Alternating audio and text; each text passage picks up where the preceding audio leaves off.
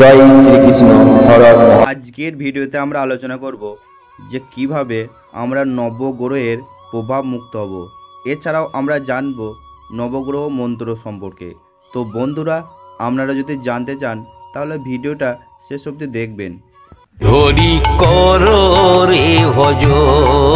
জ্যোতিষ বিজ্ঞান অনুসারে 9টা গ্রহের উপস্থিতি ধরা হয়, এদেরকে একত্রে নবগ্রহ বলে। কিন্তু সবকটি গ্রহ না হলেও গ্রহরূপে কল্পনা করা হয়। যেমন রবি বা সূর্য গ্রহ নয়, একটি নক্ষত্র। চন্দ্র গ্রহ নয়, পৃথিবীর উপগ্রহ। রাহু কেতু গ্রহ নয়, সূর্য চন্দ্রের ছায়া। কিন্তু জ্যোতির্বিজ্ঞানে এদের এক একটা গ্রহ ধরে খুব সুন্দরভাবে জাতক জাতিকাদের ভবিষ্যৎ নির্ণয় করা যায়। গ্রহের বিভিন্ন স্থানে অবস্থান বিভিন্ন ফল দেয়, তাই তাদের প্রভাব মানব জীবনে অপরিসীম। বৃহস্পতি দেবতাদের গুরু। তিনি অঙ্গিরা ঋষির পুত্র। তিনি মহাদেবের তপস্যা করেন। মহাদেব তার তপস্যায় তুষ্ট হয়ে তাকে দেবতাদের গুরু বা আচার্য পদে নিযুক্ত করেন। বৃহস্পতি 4 হাত বিশিষ্ট।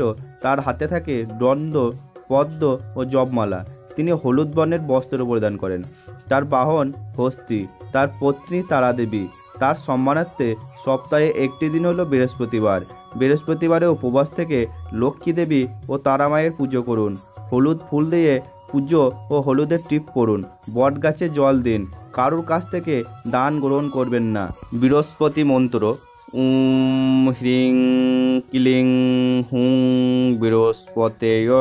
চন্দ্রদেব তিনি সুদর্শন, সুপুরুষ, দ্বিবাহুযুক্ত ও তার এক হাতে অস্ত্র, অন্য হাতে পদ্ম।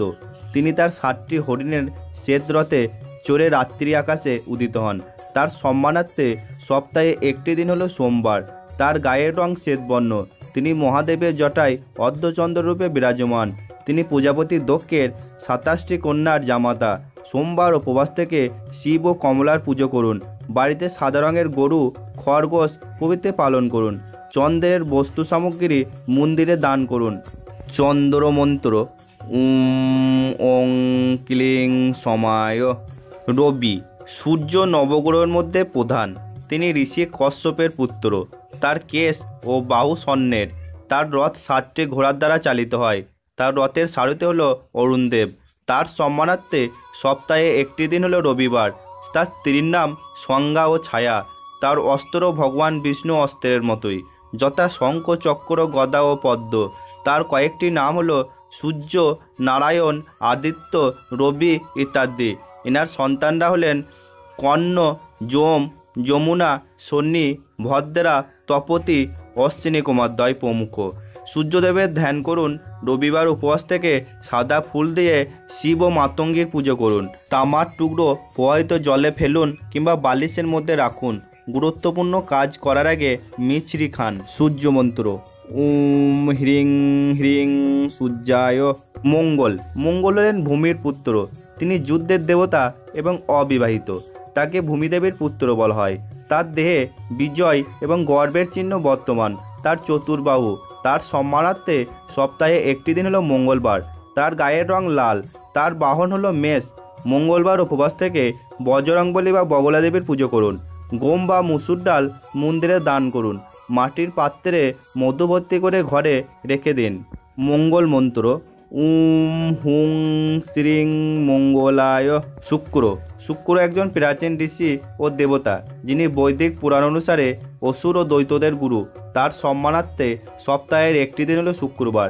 তিনি মহাদেবের তপস্যা করে মৃত সঞ্জীবনী বিদ্যা প্রাপ্ত হন। শুক্রবার উপবাস থেকে ভুবনেশ্বরী পুজো করুন। ঘি, দুধ, দই মন্দিরে দান করুন। বাড়িতে সাদা ফুল গাছ রোপণ করুন। কখনো ছেঁড়া জামা কাপড় পরবেন না। সুগন্ধি ব্যবহার করুন। নর্দমাতে হলুদ ফুল ফেলুন। শুক্র মন্ত্র: হ্রিং শুক্রায়। শনিদেব শনি গ্রহকে গ্রহরাজ ও মহাগ্রহ বলা হয়ে থাকে। জ্যোতিষীদের মতে শনির কুদৃষ্টি অশুভ ফল নিয়ে আসে। তিনি খারাপের জন্য খারাপ ও ভালোর জন্য ভালো ফল বয়ে আনেন। সৌরজগতের শনি গ্রহ সপ্তাহে শনিবার দিনটি শনিদেবের নামে নামকরণ করা হয়। শনিদেবকে শনিশ্চর নামেও ডাকা হয়। তার পত্নী ধামিনী। তার সন্তান মান্দি ও কুলিংনা। তিনি সূর্যদেব ও ছায়ার পুত্র। তার 4 হাত। তার হাতে ধনুক, বাণ, ত্রিশূল ও গদা থাকে। শনি দেবতার প্রিয় রং কালো। তিনি ধীরগতি, তাই তিনি আস্তে চলেন। তার বাহন কাক বা শকুন। শনিবার উপবাস থেকে দক্ষিণাকালীর পুজো করুন নীল ফুল দিয়ে। মন্দিরে কালো তিল, সর্ষে বা লবঙ্গ দান করুন। শনিবারে কাক কুকুরকে খাওয়ান। শনি মন্ত্র: ইং হ্রিং শ্রীং শনশ্চরায়। বুধ চন্দ্র এবং তারার পুত্র, আবার অন্য মতে তিনি দেবী রোহিণী এবং চন্দ্রদেবের পুত্র হিসেবে বর্ণিত হন। তার 4 হাত। তার পত্নী ইলা। শ্রী বুধের বাহন সিংহ। তার নাম অনুসারে সপ্তাহে একটি দিনের নাম বুধবার উপবাস থেকে ত্রিপুরা সুন্দরী বা মা দুর্গার পুজো করুন। নদীর জলে সবুজ জিনিস প্রবাহিত করুন। ঘরে বৌদ্ধ মূর্তি বা ফটো রাখুন। বুধ মন্ত্র: ইং স্ত্রিং শ্রীং বুধায়। রাহু স্বরভানু নামে এক অসুরের কর্তৃত্ব মণ্ডু, যে গ্রহণের সময় সূর্য বা চন্দ্রকে গ্রাস করে।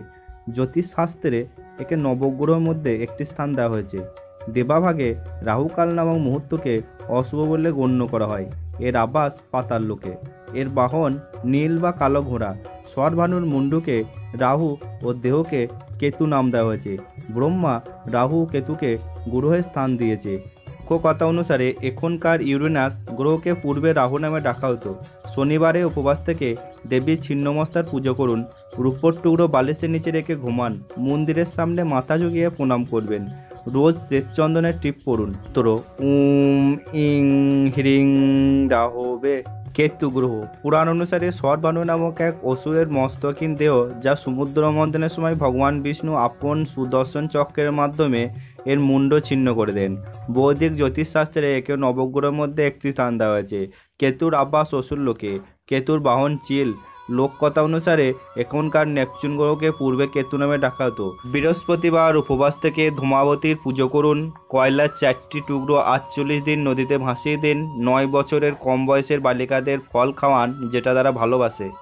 মন্ত্র: হ্রিং ইং কেতবে। বন্ধুরা, যদি ভিডিওটি ভালো লেগে থাকে তাহলে লাইক ও কমেন্ট করে জানাবেন।